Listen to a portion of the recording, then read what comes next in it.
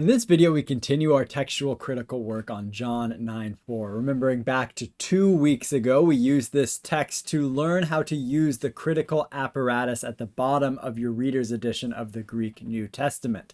We learned how to weigh external evidence to sort of figure out what manuscripts attest to different variants. We're going to return to this text and we're going to return to some of that information from the critical apparatus about different manuscripts, and we're going to continue to weigh that external evidence.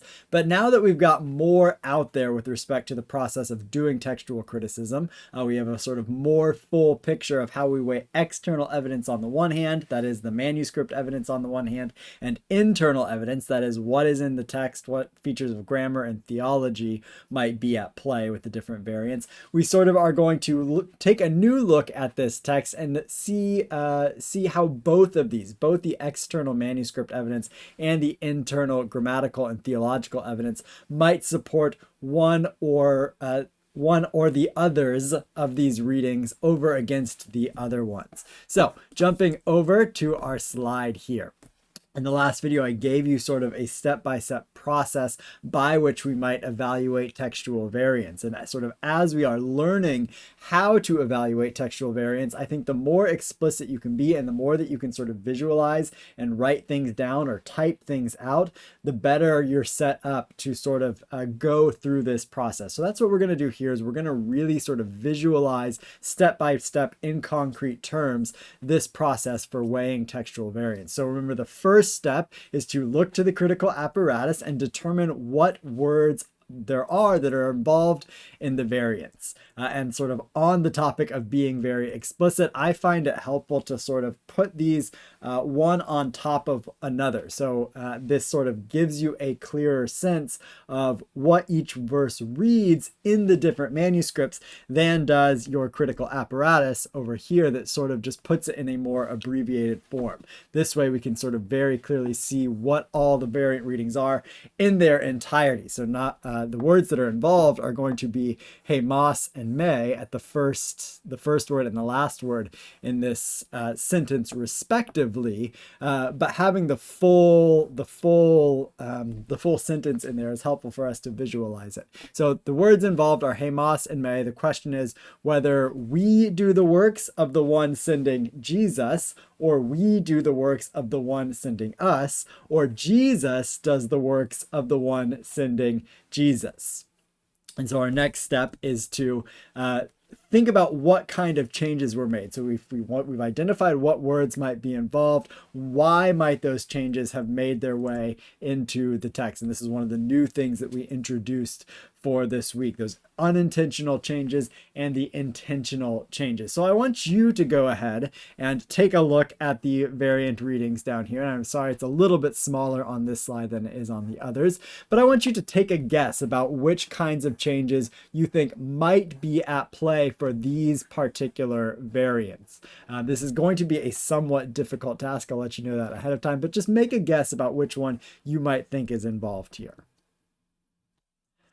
All right, so most likely this has to do with an intentional change, not an unintentional change. You might have been tempted to say homoteleuton because we have Hemos at the beginning, Hemos at the end, ame at the beginning, ame at the end. Perhaps in the act of copying, there was the scribe sort of having that in his mind or looking back to that particular word and repeating it for one reason or another. But more likely is that we have a correction of the spelling and the grammar, or a correction of the ideology or the theology. And we'll talk more about that when we weigh the internal evidence in just a moment here. So most likely an intentional change, trying to correct the grammar or match the grammar, make it consistent between the beginning and the end, or a correcting of the theology of who it is that God sends. Our third step then, and this is what we have already done 2 weeks ago, is to evaluate the external evidence for the different variants and draw a tentative conclusion about which one is best supported. So we look at the manuscripts and determine which variant we think we might go with on the basis of external evidence alone before we bring in our internal evidence. So looking back to this slide from 2 weeks ago, we get all of our variant readings out there, and again, to be concrete and explicit. I find it very helpful to sort of put these into some kind of chart form or into a table that says this is the variant and these are the different manuscripts that support that particular variant reading. And this is the kind of manuscript they are, whether a papyri or a uncial or a minuscule. And this is the date of those particular manuscripts. So you remember back to our work, we saw that our first variant reading that has "we must do the works of the one sending me" is supported by these two uncials, these two codices, Vaticanus and Bezae. And then we have a lot of support for the second reading here, that we have two papyri texts that support the us and the us, the first person plural at the beginning and the end. We also have Sinaiticus and Washingtoninus and Regius, but this one, and this one in particular are pretty weighty manuscripts when it comes to assessing the external evidence. And over here we have Sinaiticus, the first corrector of it. That is to say, the original reading of Sinaiticus had this, and then someone changed it to this. And we have most Byzantine manuscripts, so most later manuscripts are going to go with this one, the first person singular at the beginning and the end. And so our conclusion last time was, or in our 2 weeks ago, was that the second reading, this one right here with the papyri and some good codex uncial support, is the best attested externally. So if we were deciding on external factors alone, the second reading would probably be the best one, or we would probably conclude it is the best supported by the manuscripts. But we want to also bring in internal evidence, that we don't only make these decisions based on the manuscript evidence alone, that we have to think about other reasons why the changes might have been made. How did they get in there? So some of our things that we might consider when evaluating internal evidence, or some sort of principles for evaluating internal evidence. The first one is to evaluate whether the variants match the author's style and theology. And this one is going to be particularly important for this variant here with respect to this bit of who is sent, or whom is sent. So in the first variant and the third variant, we have sending me. And characteristically in the Gospel of John, as we have seen, the Father sends the Son. That the normal sort of action is for the Son to be the one sent, not for us, not the community to be the one sent. So these bits seem to match John's style more than this one does. And so our next principle is prefer the variant that can best explain the others. That is to say, we look at them and say, why might someone have changed this variant to this variant? If we could say it was more likely that this one would be changed to this, then we should prefer the one that is most likely to be changed. And in my opinion, this principle really supports this second reading. We can see why the sort of, if Jesus is the one who is characteristically sent in the Gospel of John, and we have the us here in both of these cases, we could see why scribes might want to change it to match the overall style of whom is sent, that sort of to emphasize the relationship of Jesus doing the works of the Father, who has sent Jesus. So in my opinion, this principle really supports this reading, that these might have been changed, these plurals might have been changed to a singular here or a singular here and here in order to better reflect the theology of the Gospel of John. Our next principle is to prefer the more difficult reading. And I also think sort of this is more difficult with respect to Johannine theology and style. So it sort of goes back to this first one. And because it's difficult, it can explain why it might have been changed. And I highlight this one here with respect to prefer the more difficult reading, because I feel like, in my sense, this is the easiest reading. That is to say, it is natural to say Jesus does the works of the one who sent him. It's easier to say that. That seems theologically sort of more in line, not only with John, but theologically sort of more generally than do these other ones, and does particularly this one. And then the last principle here, prefer the shorter reading, in this case is not applicable. So moving to our last two steps in the process, after we've sort of looked at the external, or we've identified the problem, what kind of changes were made, we've looked at the external evidence, we've looked at the internal evidence. Now we sort of pull it all together and do the act of weighing. And this is admittedly somewhat subjective, that there is an art and a science to this. We're dealing with the data that we have collected, but now we're weighing it in what seems to us to be the way that makes the most sense. And one tool for weighing the evidence, or sort of taking it all together, is one of the texts that I put as a recommended resource in the syllabus that you may or may not have purchased for this class. That is a textual commentary on the Greek New Testament by Bruce Metzger. And what it does is it sort of walks through the different variants in the New Testament, and the variants sort of as they are rated in the UBS, and it explains why the committee sort of made the decision that they made. So it sort of a lot of times will very explicitly touch on or very explicitly address the external and the internal evidence.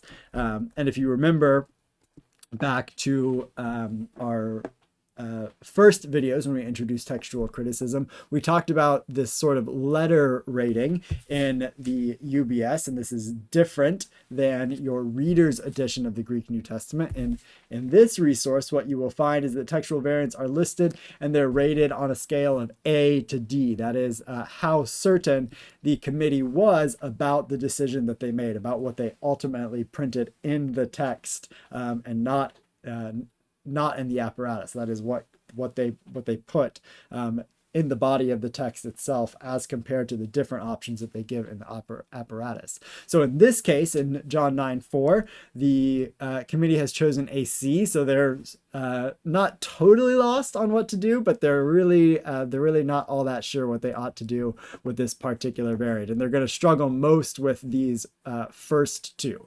These are the two that they probably had that they went back and forth the most on. And so what the committee says here is that although it is difficult to choose among the readings, a majority of the committee preferred Hamas Day. That is, this they're addressing specifically the first two words here, leaving the other two to be for now, saying that these two words in particular have the strongest external support, the superior external support. So they're saying, particularly in this one, in number 2, as we've already seen, this one has the strongest external support. So they're sort of taking that external support from number 2 and applying it to particularly that it is necessary for us part.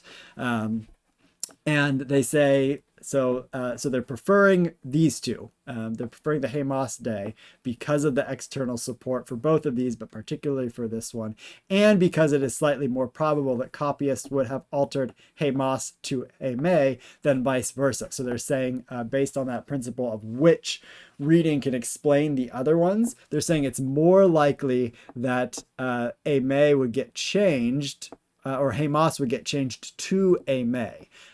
But curiously, they don't say the same thing for the end of the verse here, which I think is equally true for what we have going on here, that Hamas is more likely to be changed to May than May be changed to Hamas. But they do not address that here, and you will see that I'm going to disagree with the committee on this particular variant.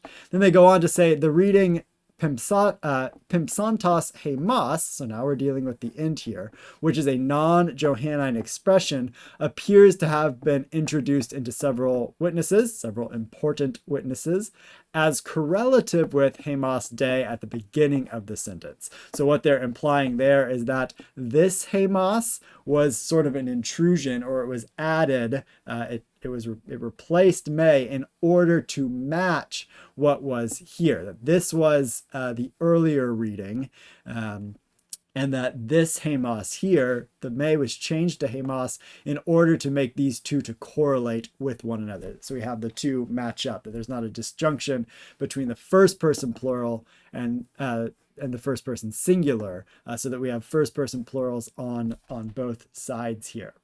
So to sort of summarize what the committee, how the committee has weighed this evidence, they say that external evidence favors number 2, and particularly Hamas Dei in both of these. The internal evidence, they say that Pimsantos Me is more Johannine than Pimsantos Hamas. And I'm in full agreement there that Jesus is characteristically the one that is sent in the Gospel of John. The us, the community, or the we is not usually the one that is sent in the Gospel of John. And so then they're going to say that the second Hamas was added, the Me was changed to Hamas to match the first Hamas here. So the committee thinks that number 1 is eldest, number 2 is probably based on number 1, and number 3 is also based on number 1, that the change was from Hamas to Ame with respect to this third one here. And as I've said, I'm going to disagree with this, and what I'm going to do here is sort of give you my conclusion. I find it really helpful to write out what you think about a particular variant, sort of how you've gone through the process, so that you have something, again, concrete and specific about the particular variant. So I'm going to close us out here by reading the conclusion that I have come to for myself, and perhaps for all of us, on this particular passage, given the way that we have moved through the external and the internal evidence here. So I write that in John 9:4, there's a textual variant concerning 2 first-person pronouns. So notice how I'm identifying the problem here. Jesus might state that it is necessary for us to do the works of the one sending him, that it is necessary for us to do the works of the one sending us, or that it is necessary for him, Jesus, to do the works of the one sending him. The external evidence favors that second option. Jesus states that we must do the works of the one sending us. This is the most difficult reading, as it does not match Johannine style. In the Gospel of John, Jesus is the one characteristically sent by God. This being the case, the sending us might have been changed from the elder form, sending me, to match the first person plural at the beginning of the sentence. That is to say, this might have been more Johannine and suggesting it's more original, and that the change was to this. Alternatively, so different option, sending me might have been changed from the elder form sending us to better match Johannine style. Given that both are possible and the external evidence supports the latter, that is to say, the external evidence supports this one, I suggest that we must do the works of the one sending us was the eldest reading, the oldest reading, and that one or both of the first person plurals were changed to singulars in order to have Jesus being the one sent, and in the case of some manuscripts, these ones down here, also the one who does the works of the Father.